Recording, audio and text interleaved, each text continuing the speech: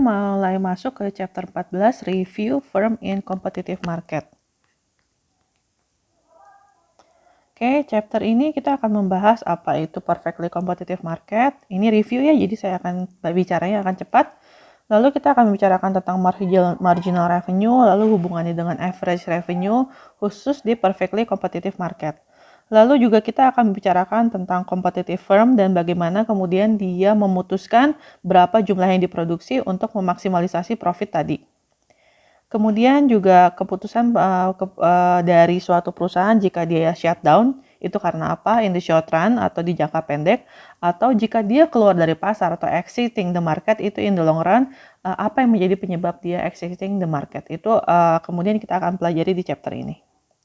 Yang terakhir kita akan lihat market supply curve seperti apa in the short run dan in the long run. So introduction as scenario.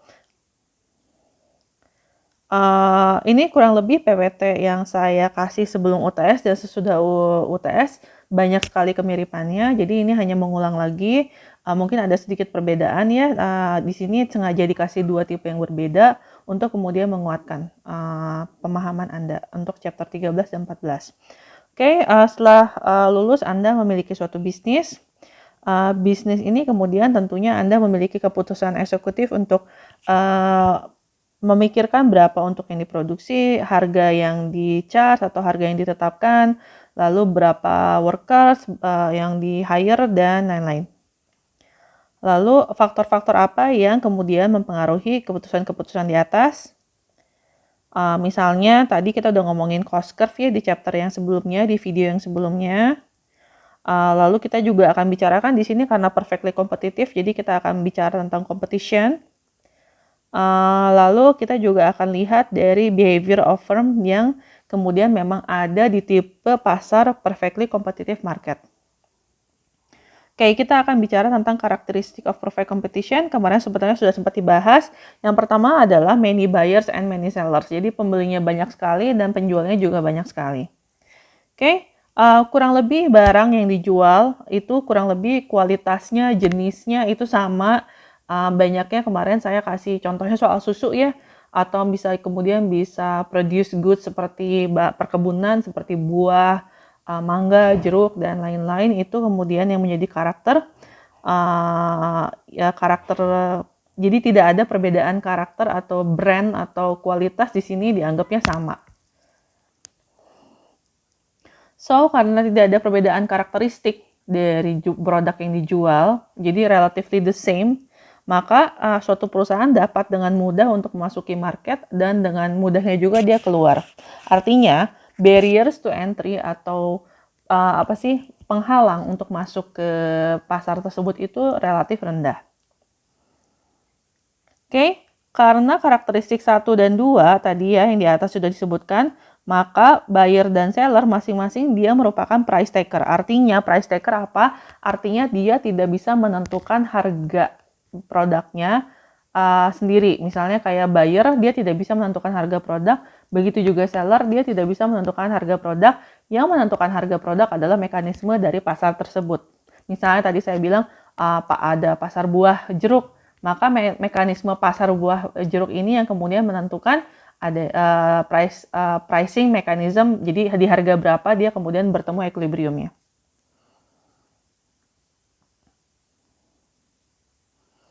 Oke, ini adalah rumus-rumus dari yang kemarin kita sudah bahas ya. Ini pertama adalah rumus total revenue atau total pendapatan didapat dari mengkalikan price dan quantity.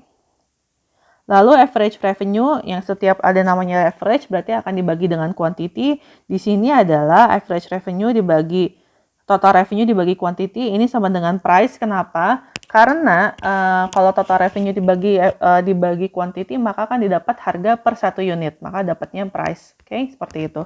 Dan karena setiap buyer dan seller tidak bisa menentukan harga, maka mekanisme pasar yang menentukan, maka bisa didapatkan bahwa average revenue itu sama dengan price, seperti itu ya. Oke, marginal revenue itu adalah perubahan delta ya. Delta total revenue dibagi delta quantity. Jadi perubahan di total revenue setiap ada penambahan 1 unit, seperti itu ya. Oke. Kemarin juga sudah kita bahas ya soal yang ini, kita akan bahas lagi.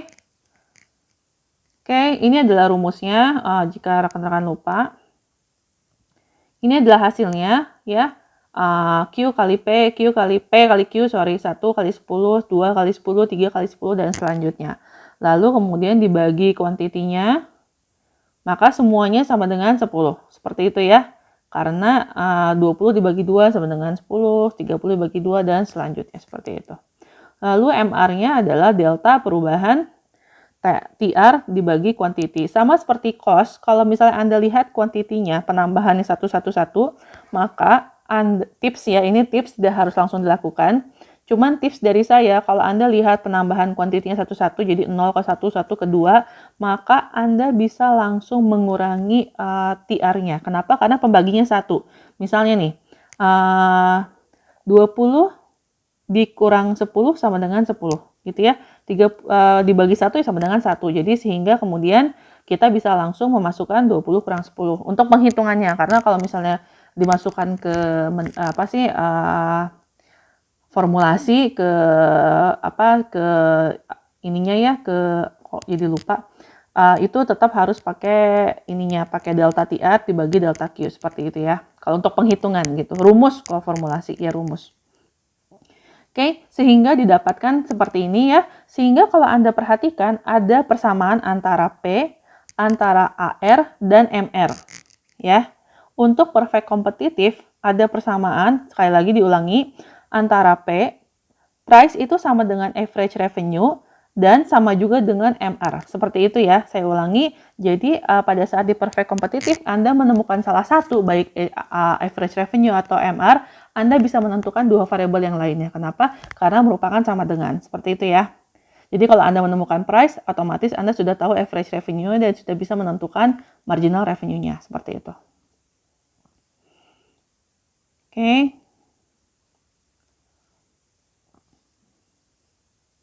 So, di dalam tipe pasar kompetitif, suatu perusahaan dapat terus meningkatkan outputnya tanpa merubah market price. Seperti itu ya. Kenapa? Karena karakteristik yang 1-2 tadi. Seperti itu. Karena barang relatif sama, buyer seller juga banyak. Seperti itu ya.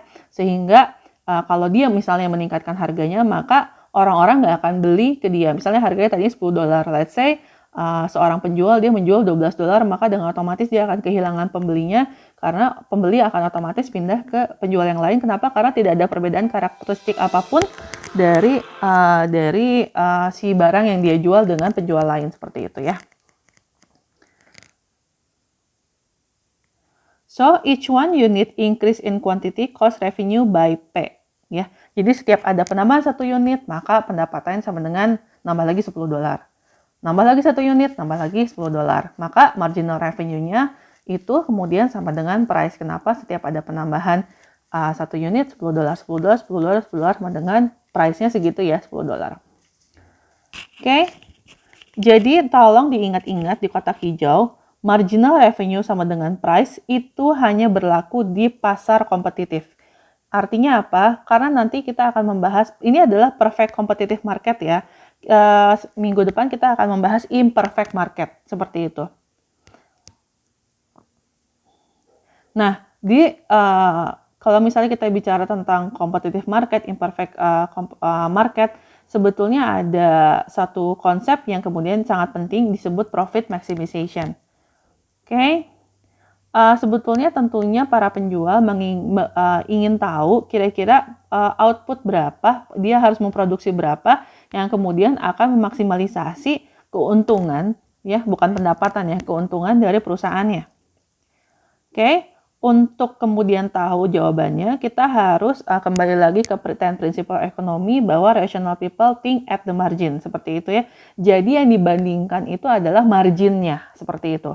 Di chapter 13 kita sudah bicara tentang marginal cost, di sini kita sudah bicara tentang marginal revenue, oke? Berarti yang kita compare adalah marginal cost dan marginal revenue.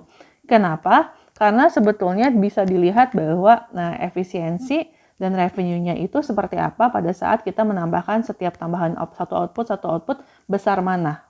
Marginal cost-nya, penambahan output-nya setiap 1 unit, atau revenue-nya, seperti itu. Kalau misalnya lebih besar revenue-nya, mungkin apa yang kita lakukan? Kalau lebih besar penambahan marginal cost-nya, apa yang kita lakukan? Seperti itu ya. Ini penjelasannya ya. Nah, kalau misalnya setiap penambahan satu unit, marginal revenue-nya masih lebih besar dibandingkan marginal cost-nya. Let's say, kalau misalnya nambah satu unit, marginal revenue-nya itu 12, sedangkan cost-nya itu 10, marginal cost ya penambahannya ya, let's say, labor-nya itu nambah $10, maka yang terjadi adalah kita meng-increase quantity agar bisa menambahkan keuntungan, seperti itu ya. Kita karena ini ngomonginnya marginal, seperti itu. Oke. Tapi yang terjadi jika kemudian marginal revenue, jadi masih dapat nih pendapatan, tapi let's say dibalik justru marginal revenue-nya itu $10, sedangkan cost-nya itu kalau misalnya ada penambahan satu unit, jadinya 12 gitu. Maka yang terjadi adalah kita harus menurunkan quantity untuk meningkatkan profit, seperti itu ya. Kenapa? Karena nanti kegerus sama si marginal cost-nya, penambahan si cost-nya. Kalau masih ingat dari cost curve ya, ada economic of scale, constant return to scale, sama diseconomic of scale, seperti itu ya. Jadi yang diinginkan sebetulnya pada saat di short run, kalau long run udah susah, in the short run sebetulnya adalah economic of scale. Jadi bagaimana caranya adalah kita mencapai titik optimum dari cost, disitulah kemudian kita ketemu output segitu yang kita produksi, seperti itu ya, titik terendah dari cost. Nah, gimana caranya tahu? Kita lihat dulu pakai exercise ya. Artinya, kalau misalnya dari konsep yang tadi, gimana caranya? Sebetulnya kalau cara mudahnya adalah mengingatnya, berarti rumus dari profit maximization itu adalah marginal revenue sama dengan atau minimal mendekati marginal cost. Jangan sampai melebihi ya. Tapi kalau nilainya masih kurang, maka bisa ditambah lagi outputnya agar nilai marginal revenue mendekati marginal cost. Oke, seperti itu. Oke, tadi kita sudah dapat ya total revenue, maka kita bisa dapatkan ini continue dari earlier exercise ya. Jadi ini sudah ada sebelumnya ya. Ini ditambahan total cost-nya. Maka sebetulnya kita sudah bisa melihat profitnya. Pertama kita lihat dulu MC-nya ya. MC itu adalah marginal cost-nya itu adalah dikurangi ya sama 9 kurang 5, 15 kurang 9, dan seterusnya seperti itu ya. Maka ini adalah profitnya pada saat tidak berproduksi, maka karena adanya fixed cost $5, maka dia minus 5, dan seterusnya seperti itu ya. Pada saat produksi 1, maka profitnya 1, produksinya 2, kuantitinya terus naik seperti itu ya. Kemudian di sebelah kanan marginal cost itu terlihat 4, 6, 8, 10, 12. Maka delta profitnya bisa Anda lihat, pertama di angka 1 itu dia mendapatkan profit $6. Begitu dia naik, jadinya turun ke $4 profitnya, dan seterusnya. Tapi ternyata kemudian ada di 0, marginal profitnya itu sama dengan 0, lalu juga ada kemudian kalau naik lagi ternyata marginal cost-nya lebih besar daripada marginal revenue, sehingga malah minus 2. Sehingga kalau kita lihat ya, kan di 0 ini adalah di kuantitinya sama dengan 4 lah, kurang lebih seperti itu ya.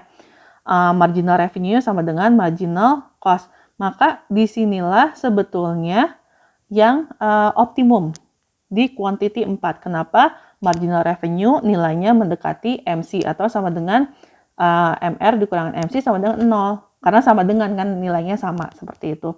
Maka optimumnya kuantitinya adalah di kuantiti 4. Oke. Berapa sih kuantiti 4? Profitnya itu 7. Kalau Anda perhatikan ternyata di 3 juga 7. Berarti angka yang mendekati angka MC-nya, jadi nih MC-nya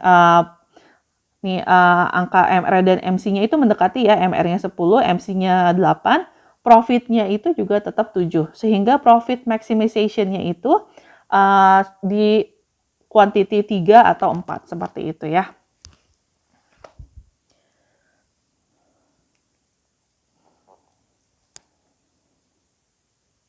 Oke, pada saat kuantiti MR yang masih lebih besar dari MC, maka increase quantity. Misalnya ya, kayak di 1 sama Di 1 sama 2 masih MR-nya itu 10, MC-nya 4, gitu. Di 2 MR-nya 10, MC-nya 6. Maka kuantitinya dinaikkan dulu supaya kemudian meng-increase profit-nya. Profit-nya dari 1, 5, kemudian naik ke 3 jadi 7. Tapi kemudian pada saat nih si MC-nya itu 12, dia lebih besar dari MR. Maka profit-nya itu turun kan, malah jadinya 5. Jadi minus 2 yang tadinya dari 7 dia udah optimum malah jadi turun jadi 5. Bukannya berarti nggak untung, tapi tidak optimal seperti itu. Sehingga apa yang dilakukan sebaiknya mengurangi quantity output produksi untuk mendapatkan profit maximization. Oke. Ini MC and the firm supply decision. Ini ada kurva marginal cost. Oke. Karena di perfect competition itu harga itu inelastis ya, jadi tidak maksudnya buyer tidak bisa menentukan harga, maka bisa dilihat ya garis price itu sama dengan MR. Kalau misalnya kita sama dengankan lagi sama dengan AR juga kayak gitu ya. Oke, pada quantity A marginal cost ya yang si garis biru itu masih lebih kecil atau angkanya masih di bawah MR gitu ya. Sehingga apa yang dilakukan? Increase quantity, jadi kita geser ke kanan untuk mendapatkan profit yang lebih seperti itu ya. Oke, tapi pada saat di quantity B ternyata MC sudah lebih besar dari MR. Kemudian jadi istilahnya marginal cost-nya sudah lebih tinggi dibandingkan marginal revenue-nya. Sehingga yang dilakukan adalah menurunkan quantity, jadi geser lagi ke kiri untuk meningkatkan profit. Sehingga quantity 1 atau pertemuan titik, jadi gini, titik yang menunjukkan pertemuan antara garis MC dan MR, inilah yang kemudian dianggap optimum. Itu adalah quantity yang dianggap optimum, yaitu di Q1.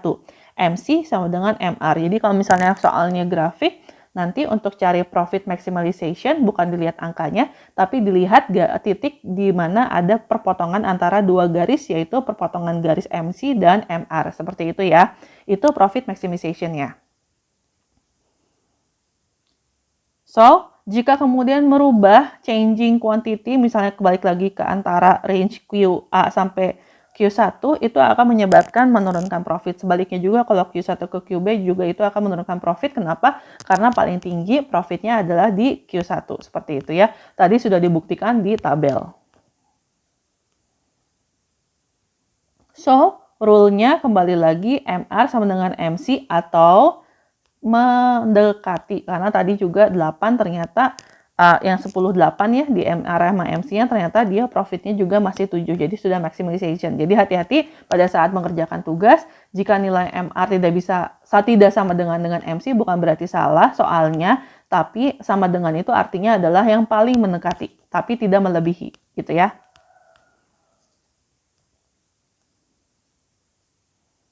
Jika kemudian somehow terjadi price-nya itu naik ke P2, apa yang terjadi? Yang terjadi adalah price maximization quantity-nya itu berubah.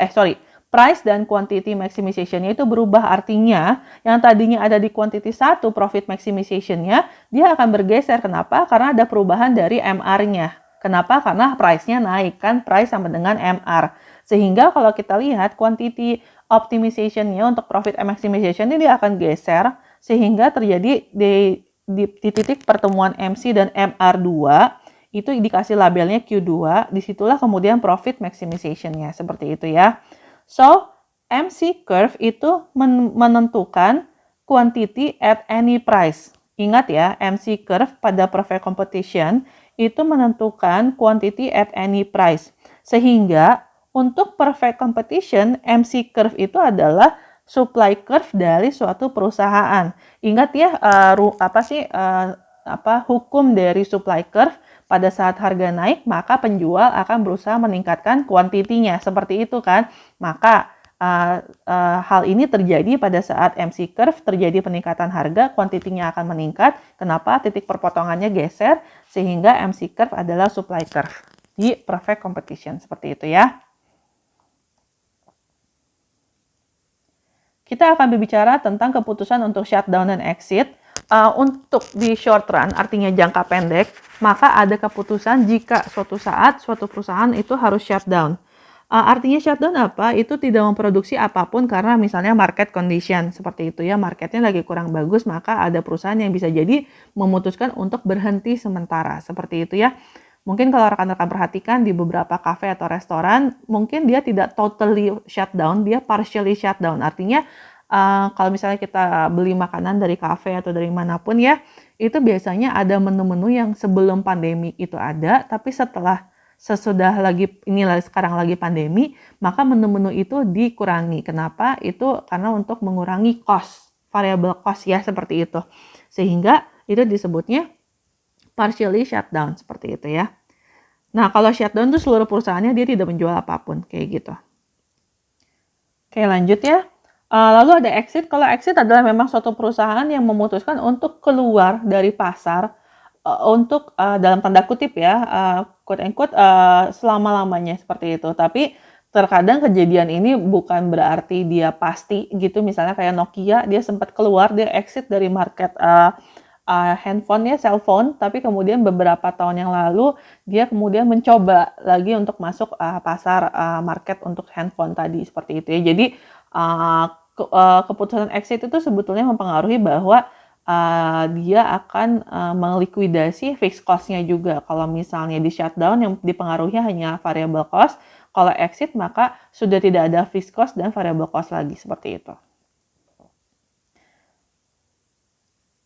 Ya, tadi udah disebutkan kalau shutdown misalnya kita berhenti dulu berproduksi sementara, berarti tetap aja kita masih harus bayar. Misalnya kita sewa kantor, ya masih harus bayar sewa kantor. Misalnya kita masih nyicil mesinnya, cicilan mesinnya masih harus kita bayar, dan kurang lebih seperti itu. Tapi kalau exit, maka kita sudah lagi tidak menyewa kantor. Misalnya kita ada cicilan mesin, bisa kita jual mesinnya, dilikuidasi, sehingga kemudian zero cost, seperti itu ya. Nah, apa yang menyebabkan perusahaan bisa shutdown atau exit? Yang pertama adalah short run decision to shutdown. Kalau misalnya gini, cost of shutting down itu adalah revenue loss. Artinya karena dia tidak jualan, tentunya total revenue-nya itu tidak ada. Kenapa? Karena dia tidak berjualan sama sekali. Tapi ada benefitnya. Benefitnya apa? Adalah dia bisa cost saving. Artinya pada saat dia berhenti berproduksi atau berjualan, maka dia bisa menghentikan variable cost-nya. Misalnya materi untuk berproduksi gitu, itu dia nggak usah beli dulu. Kenapa? Karena dia tidak berproduksi, seperti itu. Tapi tetap saja harus membayar fixed cost yang tadi saya sebutkan, yang sewa kantor, cicilan mesin, dan lain-lain, seperti itu. So, keputusan shutdown adalah jika total revenue lebih kecil dari variable cost atau dia tidak bisa menutup variable cost, maka itu shutdown in the short run, seperti itu ya. Total pendapatan lebih kecil dari variable cost atau biaya yang tidak tetap, seperti itu ya. Jika kemudian masing-masing site ya, kiri dan kanan, TR dan VC, kita bagi pakai quantity, maka tadi ya, total revenue kalau dibagi quantity sama dengan average revenue sama dengan price. Jadi ya, jangan lupa. Sehingga firm decision rules adalah shutdown jika P lebih kecil dari average variable cost. Harga per unit lebih kecil dari variable cost per unit. Seperti itu ya, itu shutdown. Oke, ini adalah competitive firm untuk short run supply curve seperti ini ya. Ada MC-nya, ada ATC, ada AVC. Nah, jika price itu lebih besar dari AVC, maka perusahaan akan memproduksi di mana price sama dengan MC, seperti itu ya. Jadi yang dimulai di garis merah itu ya. Jadi mulai di atas garis merah itu kan menunjukkan di atas MC, di atas AVC, di atas ATC baru mulai ada untung nih ya, mulai ada profit, seperti itu. Nah, itu adalah mulai berproduksinya di situ. Tapi yang di garis biru yang tidak ada garis merahnya nih, MC, yang tidak ada garis merahnya, itu dia akan shutdown. Kenapa? Karena dia tidak memproduksi sama sekali. Jika price lebih kecil dari average variable cost, maka dia nol quantity production-nya gitu ya, seperti itu. So, kalau misalnya kita simpulkan, Untuk short run, supply curve adalah porsi MC di atas kurva AVC, seperti itu ya, average variable cost, atau yang ditunjukkan dengan garis merah. Itu adalah porsi supply curve untuk short run, seperti itu. Kita akan bicara tentang sunk cost. Sunk cost itu adalah biaya yang sudah tanggung keluar, sudah dikeluarkan, sudah dibayarkan, dan tidak bisa kemudian kita tarik kembali. Atau misalnya recover bisa seluruhnya, bisa sebagian, seperti itu ya. Pada saat misalnya ada suatu keputusan yang menyebabkan kita harus mengambil keputusan untuk shutdown atau exit, maka yang namanya sunk cost itu harus menjadi irrelevant terhadap keputusan. Artinya karena sudah terjadi dan tidak bisa direcover, maka dia menjadi irrelevant. Itu namanya sunk cost. So, fixed cost itu disebut sunk cost. Kenapa? Karena mau nggak mau, suka nggak suka, perusahaan itu akan tetap harus membayar fixed cost-nya. Walaupun kenyataannya dia memutuskan untuk shutdown sementara, seperti itu ya. Tetap aja harus bayar sewa tempat, tetap aja harus bayar cicilan mesin, walaupun dia tidak produksi sama sekali. Itu namanya sunk cost. Dan sunk cost ini harus dianggap irrelevant terhadap keputusan untuk dia shutdown. Kenapa? Karena yang dilihat hanya variable cost. Ketutup nggak sih biaya untuk gajinya, untuk membeli bahannya itu ketutup atau enggak, seperti itu. So, fixed cost should not matter in addition pada saat kita shutdown, seperti itu ya. Karena kita ngomongin long run decision. Kalau long run decision itu udah bukan shutdown lagi, tapi dia apakah secara long run dia keluar dari pasar tersebut atau tidak, seperti itu ya. Nah, pada saat kita keluar dari market tentunya adalah kita sama seperti shutdown, kita kehilangan revenue karena kita tidak berjualan sama sekali, kita tidak memproduksi sama sekali. Tapi benefitnya adalah cost saving, di mana kemudian total cost itu tidak ada biaya sama sekali. Artinya kalau misalnya kita keluar dari market, baik fixed cost dan variable cost sudah tidak ada. Sehingga biaya secara keseluruhan sudah tidak ada karena kita sudah keluar dari market tersebut. Jadi bukan kita wait and see, tapi kita benar-benar exiting the market, seperti itu. So, pada saat perusahaan keluar dari market, itu keputusannya kalau dilihat dari ternyata misalnya nih total revenue-nya itu lebih kecil daripada total cost, gitu ya. Lalu kalau misalnya sama kita bagi both side TR dan TC dengan quantity, maka TR tadi ya kalau dibagi quantity itu sama dengan average revenue kan, total revenue dibagi quantity sama dengan pendapatan per unit. Nah, pendapatan per unit atau average revenue untuk perfect competitive market sama dengan price, kayak gitu ya. Sehingga untuk exit itu parameternya adalah pada saat price lebih kecil dari ATC, seperti itu ya. Oke, ini pada saat in the long run ternyata misalnya ternyata ada suatu kondisi di mana perusahaan akan memasuki market jika gimana? Jika dia merasa bahwa market itu masih bisa untuk diambil keuntungan profitable. Taunya dari mana? Taunya adalah dilihat dari total revenue-nya masih lebih besar daripada total cost. Seperti itu ya. Jadi total revenue di perfect competitive market jika masih lebih besar dari total cost, maka in the long run akan ada perusahaan-perusahaan yang berusaha mengambil untung dengan masuk ke market tersebut. Seperti itu ya. Jika kemudian sama ya kita bagi quantity, maka a firm decision to enter market sebaliknya dari exiting, yaitu jika price lebih besar dari ATC, seperti itu ya. Ini adalah the firm competitive supply curve. Kita lihat lagi ya, MC kan sama dengan supply curve. Kita lihat in the long run seperti apa. Nah, the firm long run supply curve itu adalah porsi MC di atas kurva LR ATC. Tadi kemarin kita sudah bahas ya, di video sebelumnya kita sudah bahas LR ATC adalah terdiri dari SR ATC yang banyak. Maka terjadilah mangkok, kurva yang seperti mangkok, seperti huruf U LR ATC ini. Oke, porsi yang dibilang adalah merupakan supply curve in the long run adalah yang ditunjukkan dengan garis merah. MC yang ditunjukkan dengan garis merah. Seperti itu. Nah, sekarang kita akan mengidentifikasi firm profit di sini karena short ATC ya. Jadi kayaknya ini short run, di mana kemudian diketahui ada price-nya $10, ATC-nya itu $6. Tahu dari mana? Tahu dari ini ya. Tahu dari garis bantu yang menunjukkan bahwa di quantity 50 ATC-nya itu $6. Seperti itu ya. Jawabannya adalah, nah, profitnya per unit itu bisa kita langsung cari, yaitu price dikurangin ATC atau 10 masih per unit ya, karena P itu sama dengan average revenue, jadi masih per unit. Yaitu price dikurang ATC atau 10 kurang 6 sama dengan berarti keuntungan profit per unitnya itu $4. Yang ditanya kalau misalnya total profit atau kotak ini bisa dilihat berarti 4 dikali 50 karena ini ya kuantitinya 50, maka total profit yang didapat adalah kotak yang warna pink yaitu $200 seperti itu ya. Oke. Sekarang kita akan lihat bagaimana kalau misalnya kita mengidentifikasi untuk kerugian.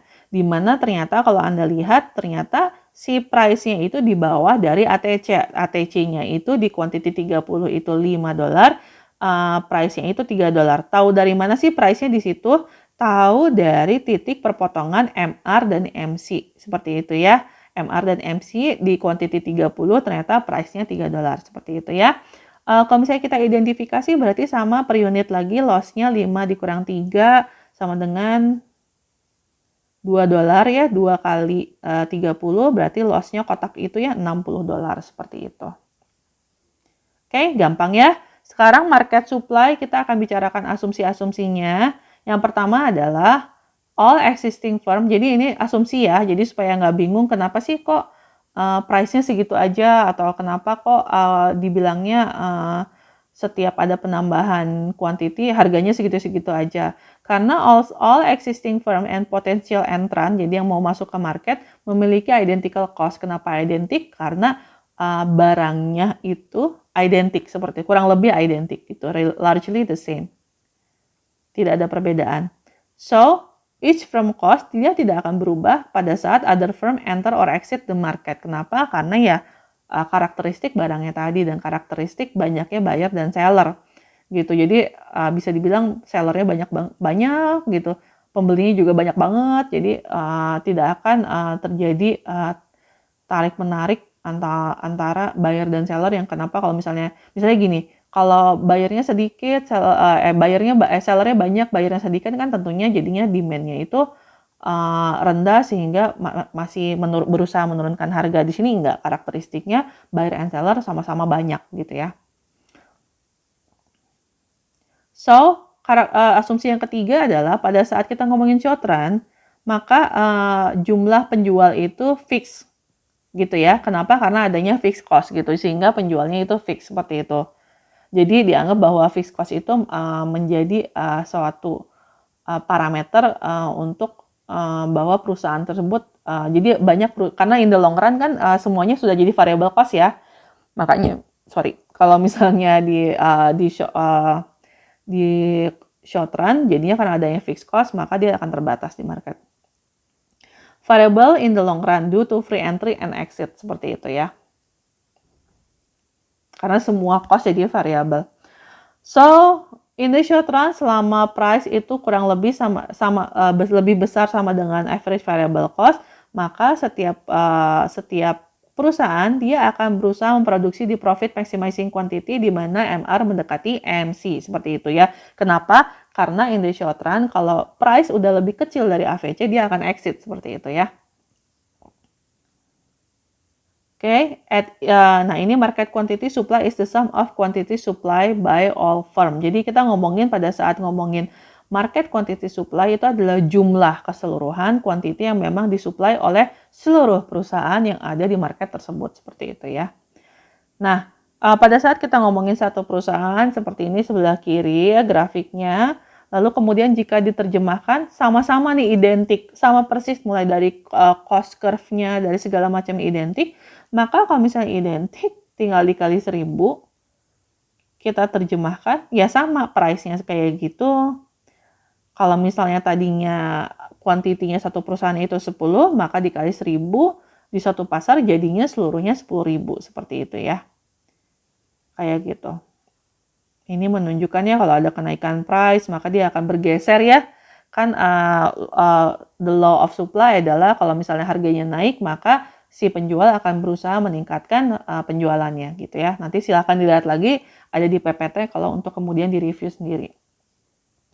So entry and exit in the long run. In the long run, number of firm can change to entry and exit. Jadi ada yang masuk, ada yang keluar, tergantung dari kondisi total revenue-nya seperti itu ya, atau price-nya gimana dibandingkan dengan average total revenue atau price-nya dibandingkan dengan total cost-nya. Nah, if existing firm earn positive economic profit, sekali lagi yang disebut adalah economic profit, bukan accounting profit ya. Ada perbedaan, kenapa kalau economic profit masih ada opportunity cost-nya ya. Jadi masih ada opportunity cost-nya. Jadi pada saat kita ngomongin tadi profit ya, profit itu kemudian itu sudah termasuk di opportunity cost karena kita sedang belajar ilmu ekonomi bukan accounting. Jika kemudian existing firm masih ada profit positif, maka perusahaan lain menganggap bahwa masih ada gain yang bisa didapat lebih dibandingkan dengan pasar lain. Jadi pasar tersebut masih menawarkan gain yang lebih, value yang lebih terhadap mereka berupa profit dibandingkan pasar yang lain seperti itu misalnya. Lalu dia akan memasuki pasar tersebut gitu ya. Sehingga in the short run market supply dia akan shift to the right. Kenapa? Karena semakin banyak penjual sehingga kuantitinya itu dia semakin bertambah seperti itu ya. Price-nya itu akan turun ya. Ingat ya yang shifter itu ya, market shifter, supply curve kalau shifting dia geser ke kanan, biasanya dia price-nya akan turun, reducing profit and slowing entry. Kenapa udah nggak semakin nggak menarik gitu? Mungkin ada alternatif lain yang bisa menawarkan profit lebih tinggi seperti itu. Lalu jika ternyata nih yang udah masuk ke pasar ini ternyata dia losses, dia menghadapi adanya losses, maka yang terjadi adalah rugi di pasar ini, dia pindah ke pasar yang lain atau keluar. Some firm, dia nggak semua, some firm itu akan exit, dia akan mencari kesempatan di pasar yang lain, sehingga short run market supply dia shift-nya, market supply-nya shifting, gitu ya, sehingga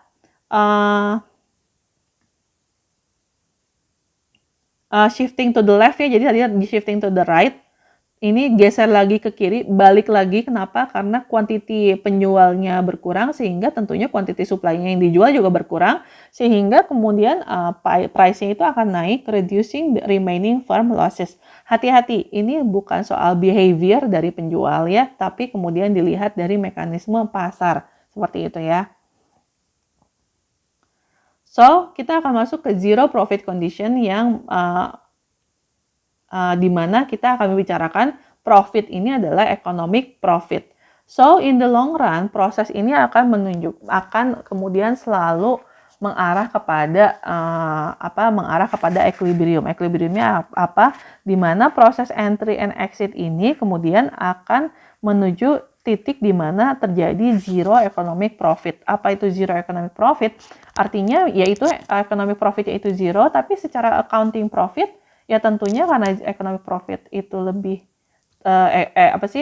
economic cost itu ya terjadi dari implicit dan explicit, maka accounting profit akan positif jika kemudian zero economic profit seperti itu ya. Zero economic profit itu terjadi jika price sama dengan ATC seperti itu ya. Dan ketika firm itu dia akan memproduksi di mana price sama dengan MR sama dengan MC. The zero profit condition itu adalah price sama dengan MC sama dengan ATC seperti itu ya. Jadi MC itu dia akan menintersect ATC at minimum ATC. Jadi kalau Anda ingat ya bahwa MC kurva marginal cost di chapter sebelumnya itu akan memotong di garis ATC di titik ATC minimum seperti itu ya. Sehingga in the long run ya, atau zero profit condition ini adalah price sama dengan minimum ATC seperti itu ya, atau average total cost. Ini tadi saya bicarakan ya soal kenapa sih kok profitnya 0 tapi masih stay in business. Karena kita membicarakannya economic profit di mana revenue minus all cost implicitnya juga. Jadi kita ngomongin opportunity cost seperti itu ya. Sehingga in the zero profit equilibrium sebetulnya firm earn enough revenue to cover this cost. Jadi kalau misalnya biaya-biaya yang eksplisit tentunya sudah tertutup. Ditambah, jadi accounting profitnya itu dia positif. Kenapa? Karena economic profit lebih besar dari accounting profit. Oke, ini long run market supply. Ini one firm ya, sama seperti tadi. In the long run, the typical firm earn zero profit atau di mana MC memotong LRATC di titik paling rendah seperti itu ya.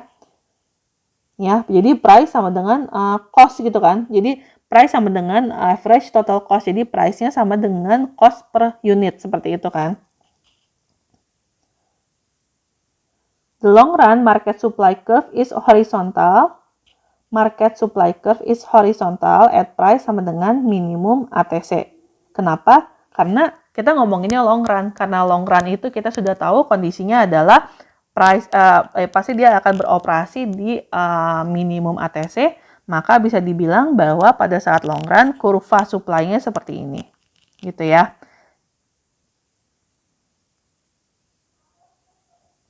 Short run and long run effect and increase in demand.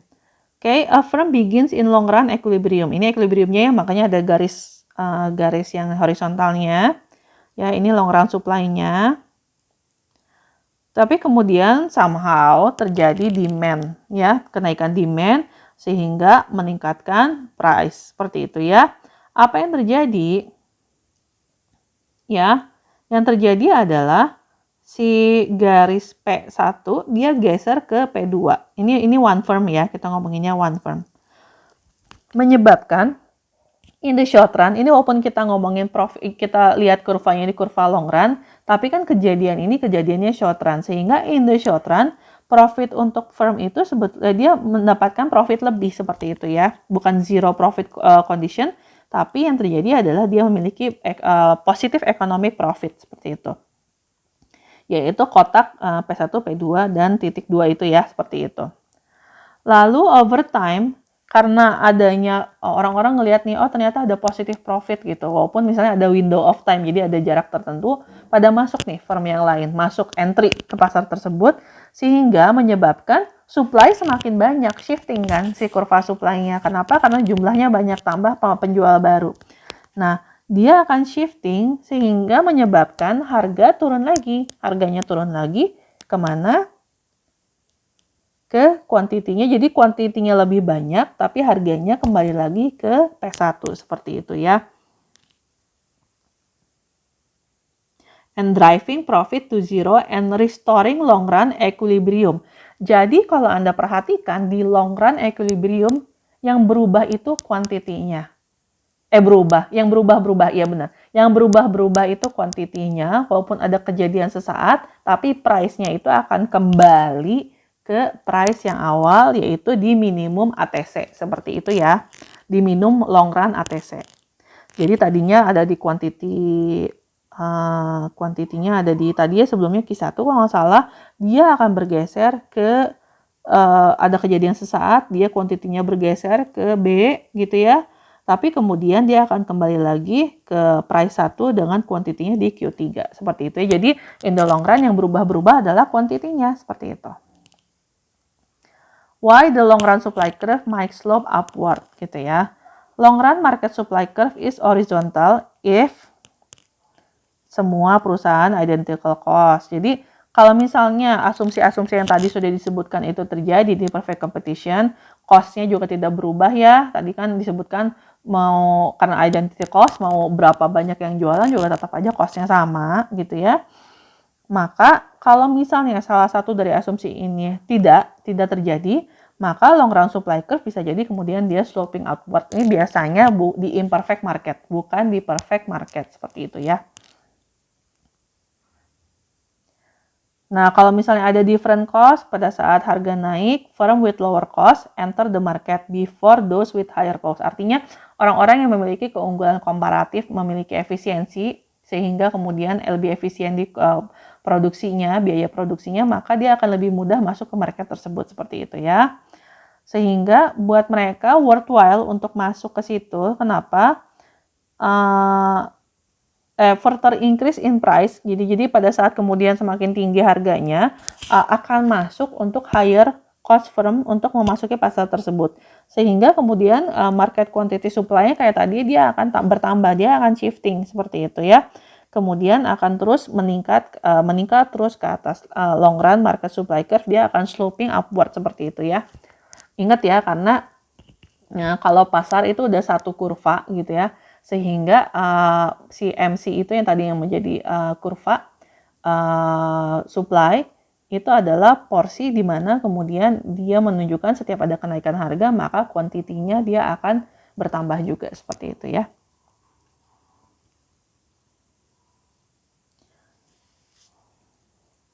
Jadi untuk suatu at any price, untuk perusahaan yang kemudian membandingkan marginalnya, maka dilihat price itu sama dengan minimum ATC atau profitnya 0, itu yang dianggap sudah optimal seperti itu ya, in the long run seperti itu.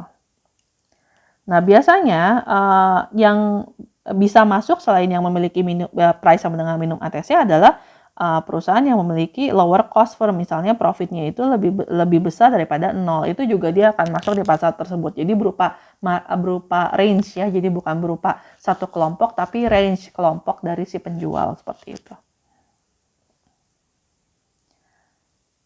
Nah ini kebalikannya, dia biaya akan cost rise as firm enter the market. Misalnya ini long run ya, jadi semuanya sudah variable cost, jadi supply of key input limited. Jadi amount of land suitable for farming is fixed, tapi kan kemudian semakin banyak yang masuk, tentunya harga landnya itu akan semakin naik, sehingga meningkatkan demand, causing its price of inputnya itu naik, seperti itu ya.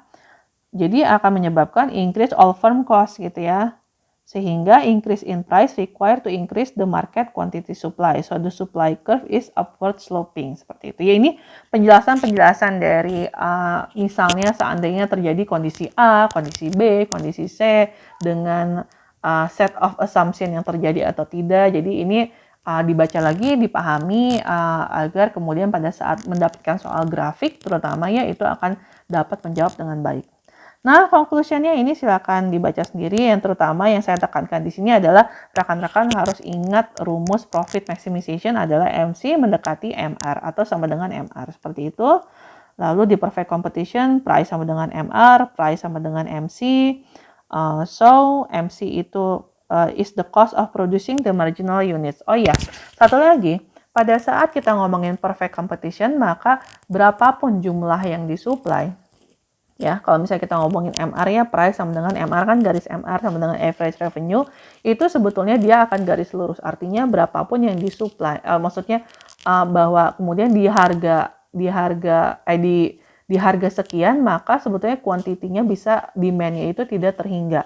Sehingga kalau misalnya kita simpulkan, sebetulnya untuk perfect competition itu sama dengan MR, MR itu sama dengan average revenue, sama dengan price, tapi sama dengan juga demand.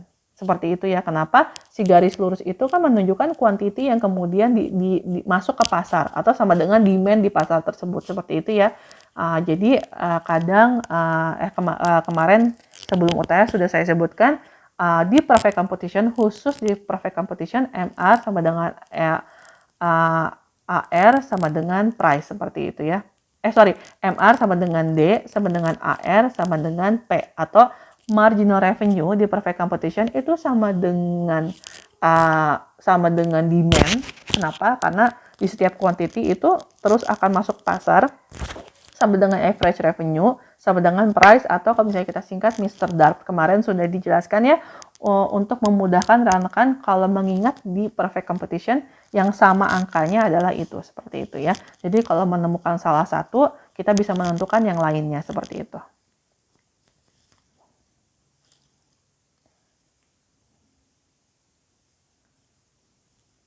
So, ini nanti silakan dibaca ya. Kita akan masuk next chapter-nya itu adalah imperfect competition.